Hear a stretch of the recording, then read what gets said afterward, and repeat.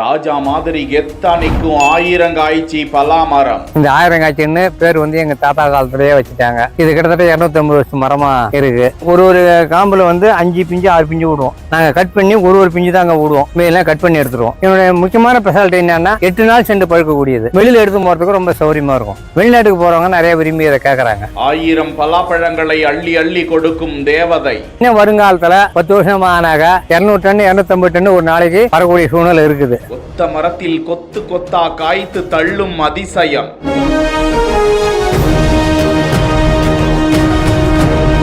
முதலமைச்சரே சுட்டிக்காட்டிய 1000 காய்ச்சி பலாமரம் குறித்த ஒரு பார்வை.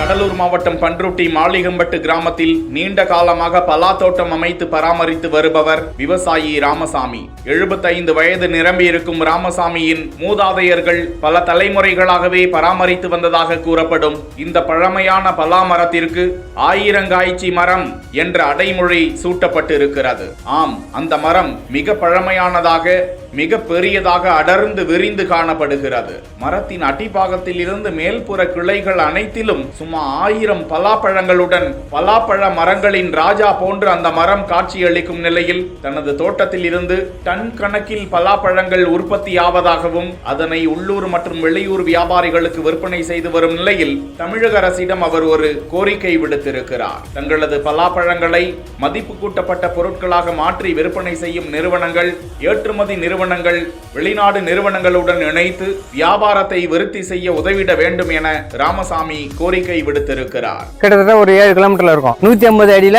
இந்த இடத்துல வந்து தண்ணியே கிடையாது. எவ்வளவு மழை பெஞ்சாலும் 150 அடியில் தண்ணி ஏறாது. அதே மாதிரி வறட்சியும் இருக்கணும். பாய்ச்சல் இருக்கிற பூமியில் தான் பலா கிளம்பும். வந்து அதிகம் சோலையும் உள்ள இருக்கும், வந்து வெயிட் இருக்கும். அதே சமயத்தில் வந்து பெருசு இல்லாமல் இருக்கும், ஃபுல் சோளம் இருக்கும்.